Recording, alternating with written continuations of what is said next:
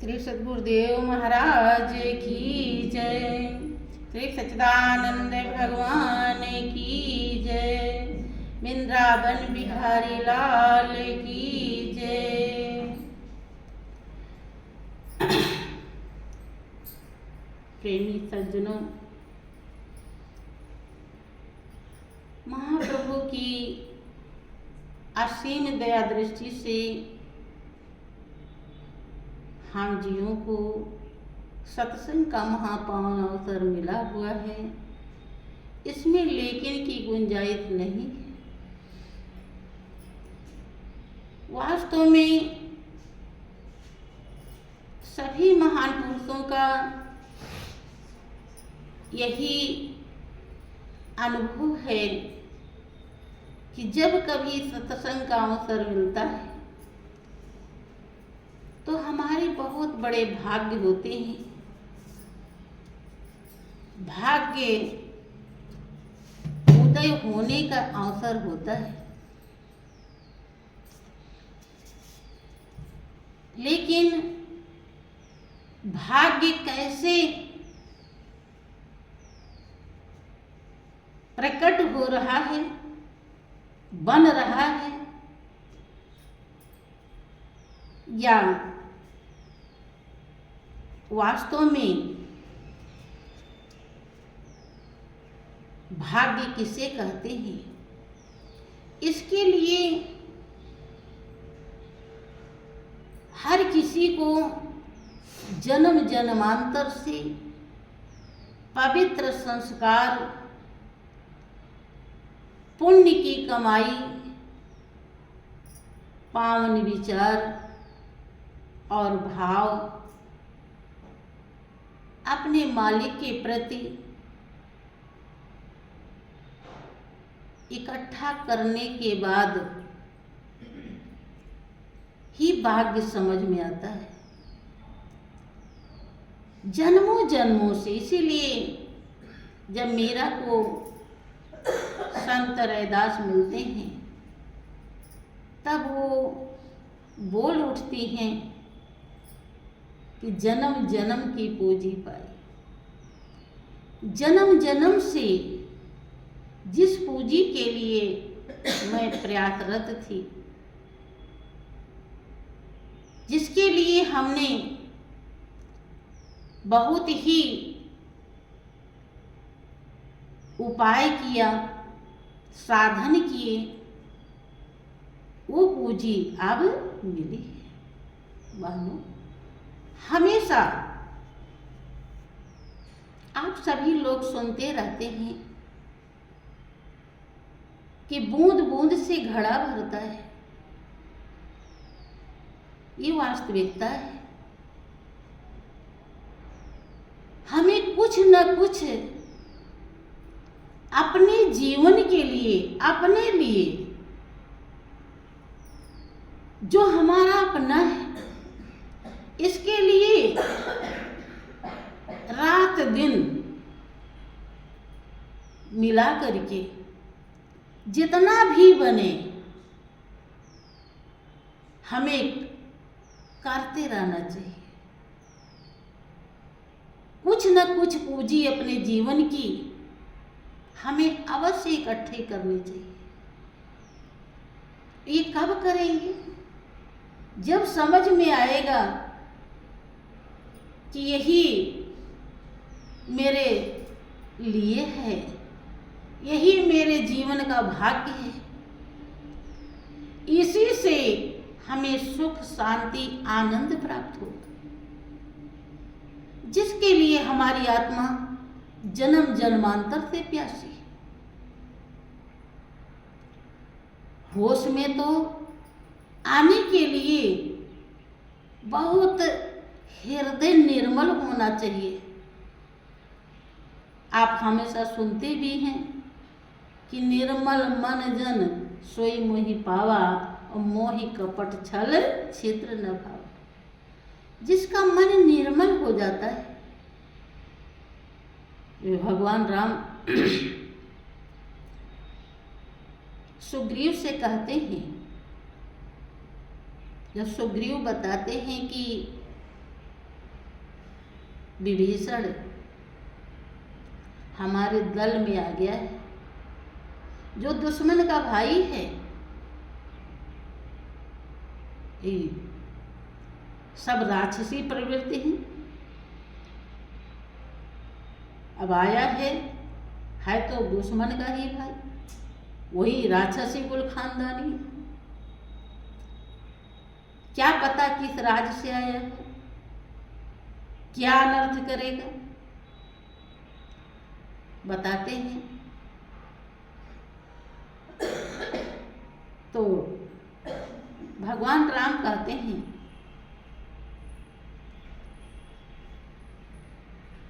अगर उसका हृदय दुष्टता से भरा है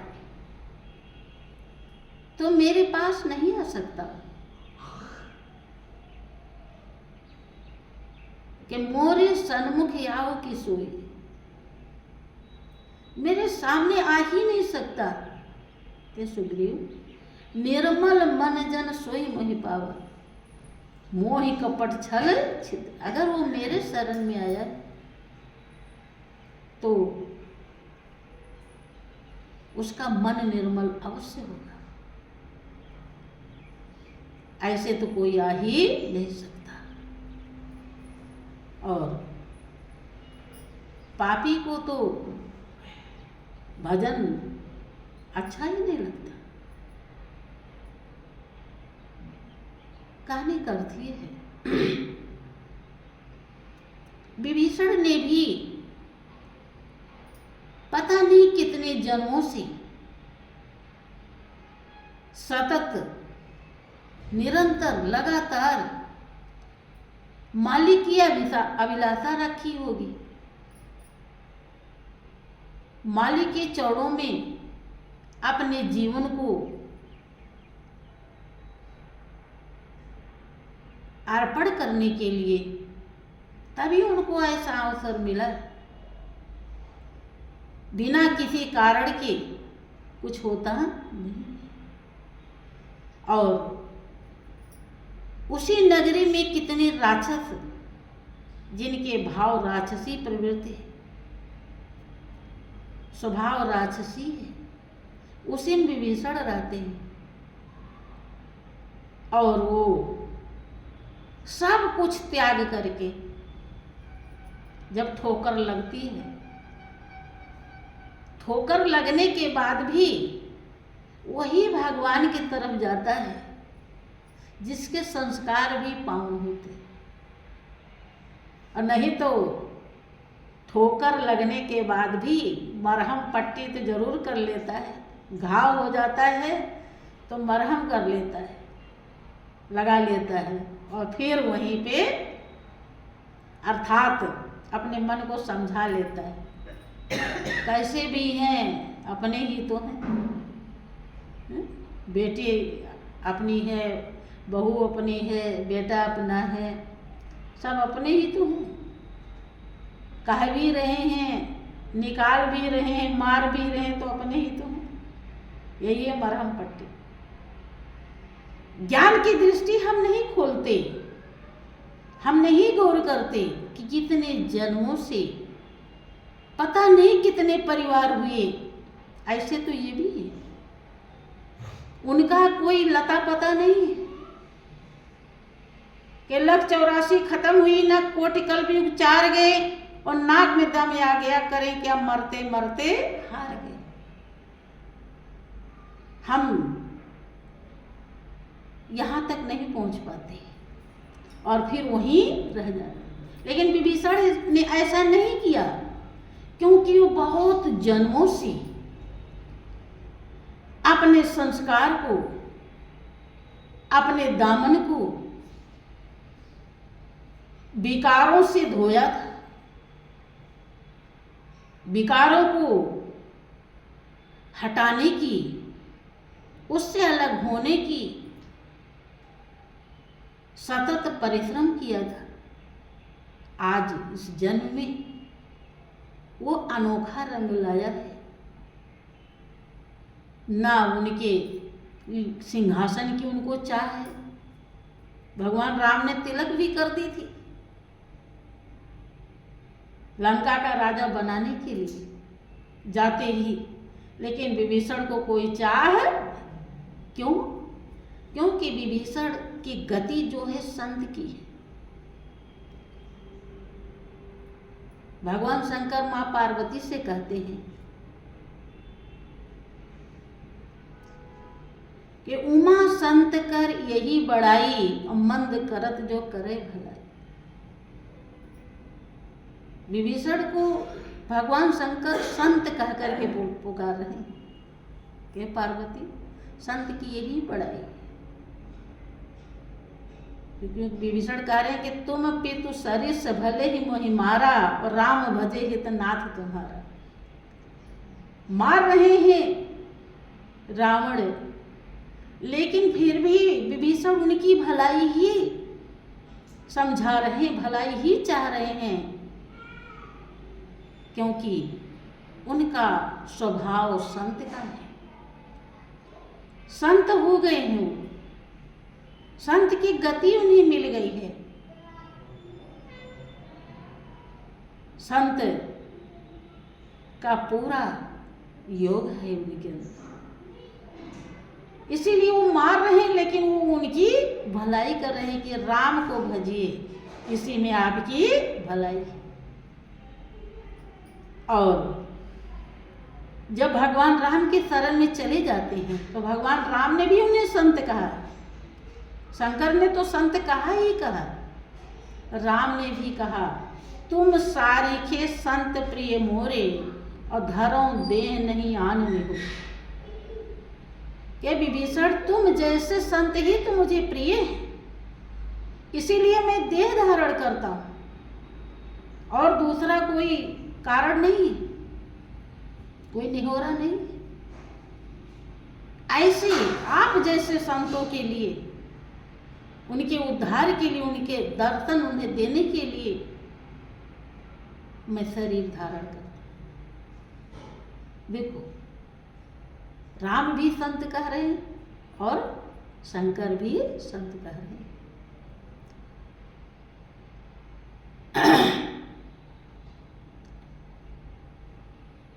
बहुत ही ध्यान देने की जरूरत है। हम सभी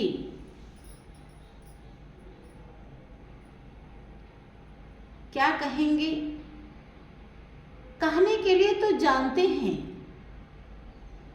कि कोई हमारा नहीं है, लेकिन सही सही नहीं जानते। हृदय में, दिल में ये घर नहीं किया। देखिए घर कैसे करता है। आप काकभूषुंड जी के उदाहरण से समझेंगे तो बात समझ में आएगी। एक जन्म काकभूषुंड जी का था। जब ध्यान में बैठे थे भगवान शंकर के मंदिर में, गुरु महाराज जी आते हैं और उठ करके प्रणाम नहीं करते।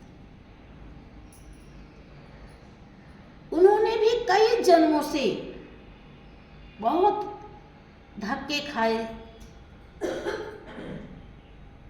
क्योंकि आप सुनते हैं कि भक्ति का मार्ग कठिन होता है, यद्यपि महापुरुष से सरल दर्शाते हैं, कठिन नहीं कहते हैं। हाँ, कहीं कहीं कहते हैं। सरल उसके लिए है जिसने संस्कार पावन बना लिया, जिसने जन्म जन्मांतर से भक्ति की पूंजी इकट्ठी कर ली, चातक पक्षी की तरह मालिक के तरफ अपनी दृष्टि रखी, उसके लिए सरल हो जाता। और जो ऐसा नहीं कर पाया है उसके लिए सरल नहीं होता। देखो, कई जन्मों से काकभूषुंड जी ने बहुत ही मालिक की चाह रखी, बहुत बार गिरे भी, उठे भी, चलते रहे। इस जीवन में उनके लिए जिक्र आता है कि आप हमेशा सुनते हैं कि भगवान राम उन्हें सब कुछ देने के लिए कहते हैं कि काग भुसुंडी मागबर अति प्रसन्न मोहि जान, अड़मादिक सिद्धि अपर रिद्धि मोक्ष सकल सुख खान। काग भुसुंडी मागो, मैं थोड़ा नहीं अति प्रसन्न हूं तुम्हारे ऊपर। अब गौर कीजिए कितना अच्छा काम किए होंगे। देखो आप लोग हैं यहाँ पे, आप अगर ध्यान खूब करते हैं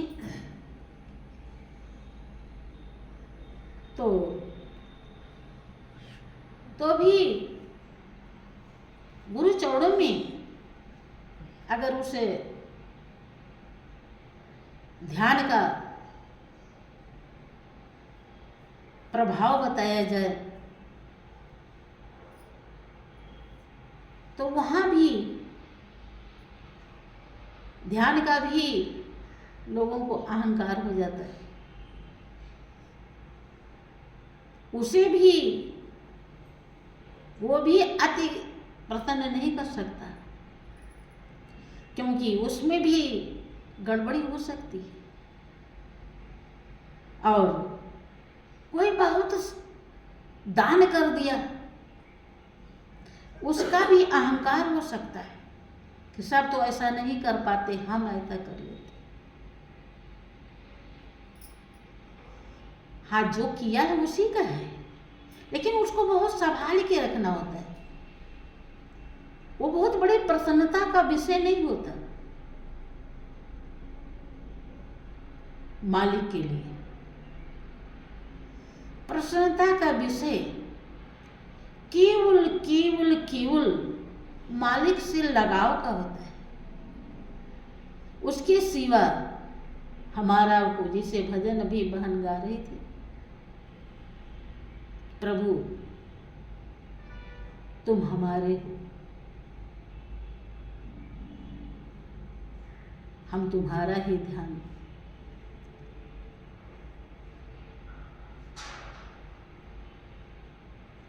लेकिन कागभुसुंड जी के लिए ऐसा कुछ नहीं है। उन्हें कह रहे हैं कि तू कुछ भी मांगो, मैं देने के लिए तैयार हूं। यहां तक कि जो मुनियों को दुर्लभ है,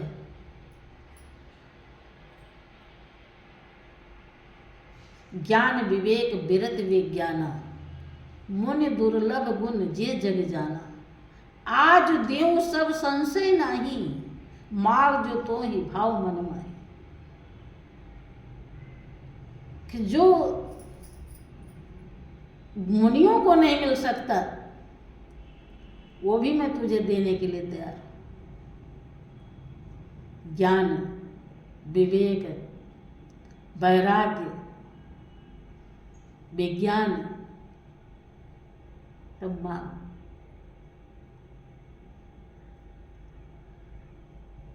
कागभुसुंड जी गौर करते हैं, क्योंकि बहनों बहुत बारीकियां हैं भक्ति मार्ग में। बहुत लोग गुरु चरणों में जाते हैं, लेकिन उसमें कोई बिरले होता है जिसे ये पता होता है कि हम यहाँ किस लिए आए, संत के चरणों में जाया किस लिए जाता है, यहाँ क्या मिलता है, ये समझ भी सबको नहीं होती है। कोई इसलिए आया है कि हमारे बाल बच्चे ठीक रहेंगे। एक बात और गौर कीजिए, भक्ति करने का ये लक्ष्य नहीं होता कि हमारे घर में कोई दुख नहीं होगा, कोई बीमारी नहीं होगी, कोई परेशानी नहीं आएगी। ये नहीं है। भक्ति का लक्ष्य है हमारे मन में बीमारी नहीं होगी, हमारे मन में कोई दुख नहीं होगा, हमारा मन परेशान नहीं होगा। भक्ति का मेन सच्चाई यही है। हमारा मन महान और पावन बन जाता है, क्योंकि जो महान है, पावन है, सब कुछ है, उससे जुड़ जाता है। और यही जीवन को शांति, सुख, आनंद प्रदान करता है। इसके अलावा और जो सब परिवार तमाम है, सब अलग अलग संस्कार लेकर आए हैं, भजन कमाई आप कर रहे हैं, उन्हें कैसे मिल जाएगा? आज कलयुग में उन्हें नहीं मिलता, जो करता है उन्हें ही मिलता है। थोड़ा बहुत ज़्यादा प्रभाव है, बहुत ज्ञानी ध्यानी है घर में, सभी ध्यान करते हैं, तब तो थोड़ा सा दोष विकार सबका छटता है, और नहीं तो जो करता है उसी के ऊपर। काकभूषुंड जी विचार करते हैं, गौर करते हैं कि प्रभु कह देन सकल सुख सही, और भगत आपनी देन न कही। आप हमेशा सुनते हैं कि भक्ति सब सुखों की खान है। कब है? जब हमें वो प्राप्त हो जाए। और भक्ति बिना प्रेम के होती, प्रेम को ही भक्ति कहते हैं। आपको यद्यपि ज्ञान और भक्ति एक दूसरे के पूरक हैं, ज्ञान के बिना भक्ति नहीं होती, और भक्ति है तो ज्ञान नहीं है, तो कुछ है। लेकिन अगर खाली ज्ञान ही ज्ञान रहा और प्रेम नहीं रहा, तो प्रभु को भगतहीन वह प्रिय नहीं सुनी। भगवान राम कहते हैं कि भक्ति से अगर हीन है तो मुझे प्रिय प्रेम होना चाहिए उसके हृदय। मोहन प्रेम बिना नहीं मिलता, चाहे कर ले कोई। वो तो काकभूषुंड जी सोच रहे किससे हरदम मैं प्रभु के पास रहूंगा। वो कौन सा साधन है, वो कौन सा उपाय है? वो है भक्ति।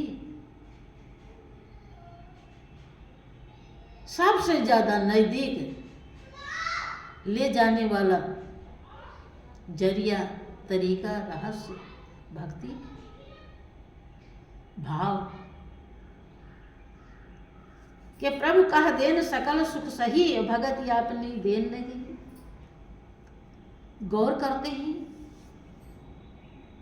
ध्यान देते हैं कि भगत हीन गुण सब सुख ऐसे, और लवन बिना बहु व्यंजन जैसे। कि भक्ति से अगर हीन कोई गुण है, कोई गुण है, और आप मालिक को धन्यवाद ही देना नहीं जानते, तो क्या करेगा? वो वरदान नहीं बनता,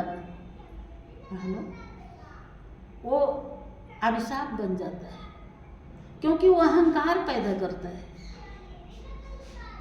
कोई गुण आपके अंदर आया तो आप का ध्यान मालिक के चौड़ों में जाता है कि वो जो सर्वस्व सर्वज्ञ है, सब करता धरता है, उस मालिक के प्रसाद से मुझे ये गुण मिला है। तब वो आपको निर्मल बना देता है। आप हर जगह अपने मालिक को देखते हैं, और जब उसे देखते उसकी दुआ लेते रहते हैं, उसकी दया के पात्र बन जाते हैं। अब अगर भक्ति से हीन है, गुण आया है, मालिक का ध्यान ही नहीं है, तो वो गुण हमारे लिए दुखदाई हो जाता है, अहंकार पैदा करता है कि भगत हीन गुण सब सुख ऐसे, सारे जितने भी सुख हैं, अगर मालिक के चरणों में प्रेम नहीं है तो वो सुख किसी काम के नहीं।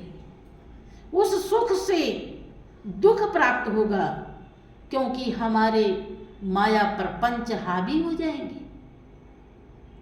अगर वो सुख मालिक के चरणों से मिल रहा है, मालिक के प्रेम से मिल रहा है, तो वो सुख हमको निर्मल बनाता है, मालिक से ओत प्रोत रखता है, मालिक में हमारा ध्यान रहता है।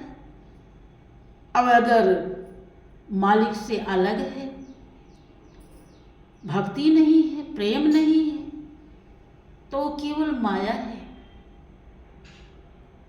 है कुछ नहीं, और दिखाई पड़ता है सब कुछ, कार्य किसी काम का नहीं है।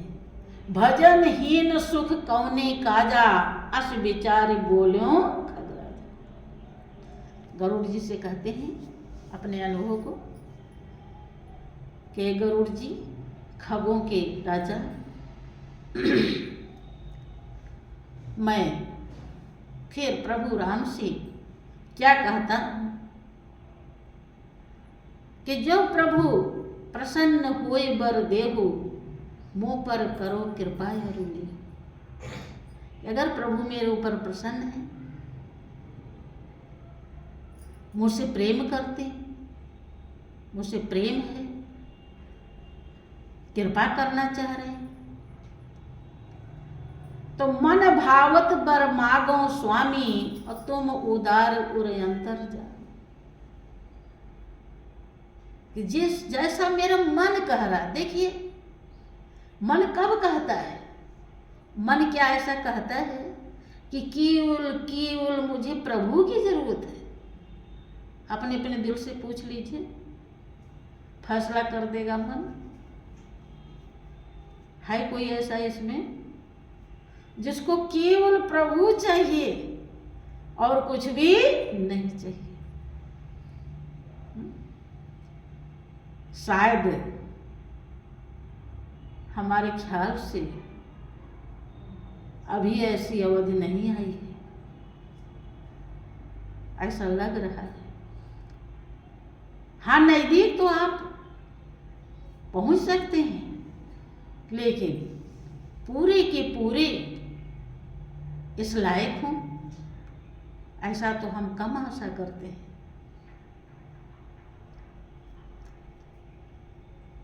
कि मन भावत बर मागो स्वामी, और तुम उदार उरयंतर जानते हैं। प्रभु आप उदार हैं, देने में चूकने वाले नहीं, और अंतर की जानने वाले हैं, सब कुछ जानने वाले हैं। क्या मांगते हैं? अविरल भगत विशुद्ध तो श्रुति पुराण जो गाओ, और जही खोजत जोगी समुनि, प्रभु प्रसाद को पाओ। प्रभु राम अविरल प्रगाढ़ है, हमेशा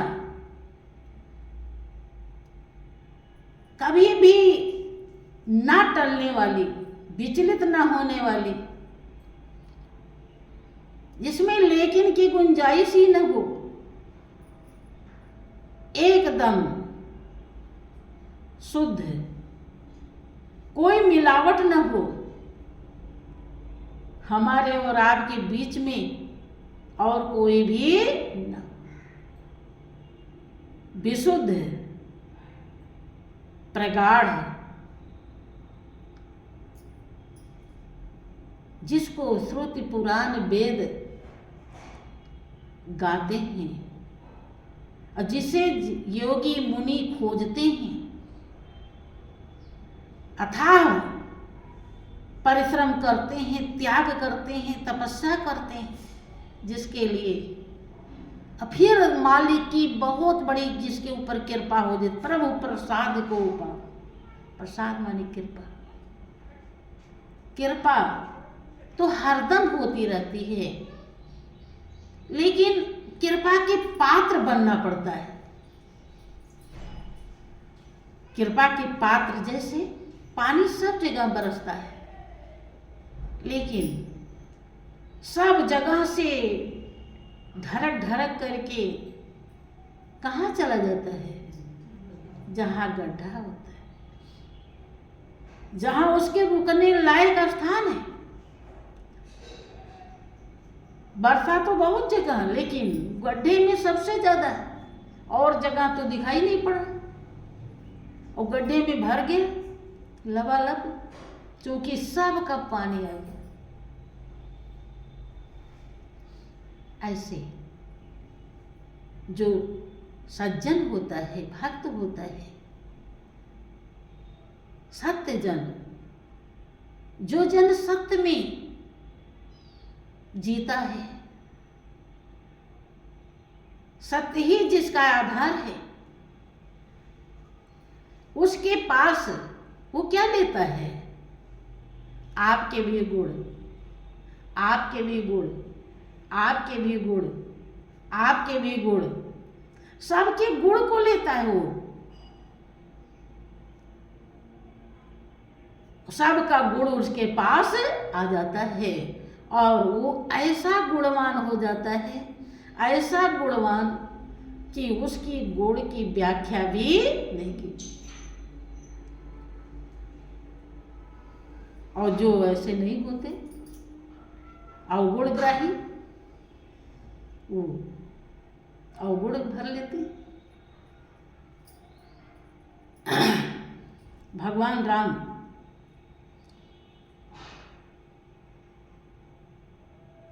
के भगत हित,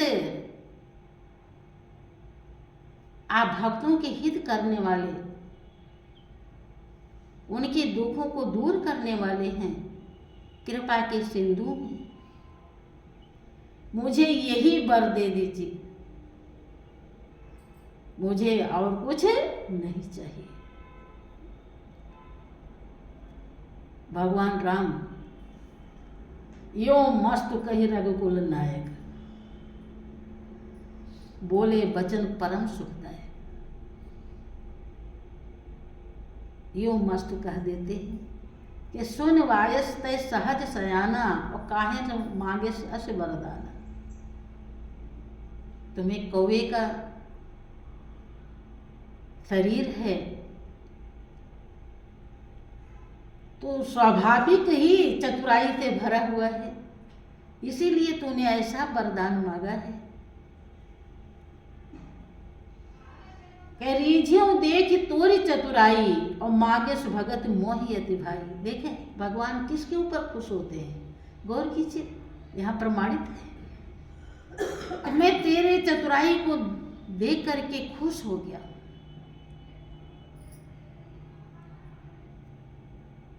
तूने भक्ति मांगी है। अब गौर कीजिए, और चीज मांगने में, जितना भी चीज दुनिया की हम मांगते हैं प्रभु से, वो तो ऐसे ही देगा। अगर हमने कर्म किया है तो फल किसी का नहीं रखता, लेकिन हम उससे उसे नहीं मांगते, दुनिया की चीजें मांगते हैं। बहनों, भक्ति तो सभी करते हैं दुनिया में। जो शंकर जी को जल चढ़ा रहे हैं, जो राम के मंदिर में भी जा रहे हैं, राम राम कर रहे हैं, सीताराम जप रहे हैं, वो भी तो भक्ति कर रहे हैं। जो देवी के स्थान पे जा रहे हैं, वहाँ नारियल चढ़ा रहे हैं, कुछ भी कर रहे हैं, लेकिन वो दुनिया की चीज मांगते हैं। दुनिया की चीजों में शांति नहीं है बहनों, आनंद नहीं है, सुख नहीं है। इसीलिए महापुरुष इसे भक्ति नहीं कहते। ये भक्ति है ही नहीं। भक्ति सब सुखों की खान है। अर्थात भक्ति का मतलब है केवल केवल केवल प्रभु के चरणों से प्रेम। इस प्रेम को प्राप्त करने वाला ही भक्त कहलाता है। आप सुदामा को देख लीजिए। सुदामा आप ही लोग जैसे गृहस्थ थे? नहीं थे। उनके बाल बच्चे परिवार थे कि नहीं? लेकिन क्या उन्होंने कभी किसी की परवाह करी? क्या बच्चे उनके कोई मर गए? गौर कीजिए, कोई नहीं मरे। और आज देखें, यहां तक कि जब भगवान कृष्ण ने सुदामा पूरी बसा दी थी तो भी वो नीचे ही लेटते थे। वो मखमल बिस्तर और बहुत आलीशान बेड चौकी, उस पे वो नहीं लेटते थे, नीचे। क्योंकि वो जानते थे कि भगवान के प्रेम के सामने ये कुछ भी नहीं।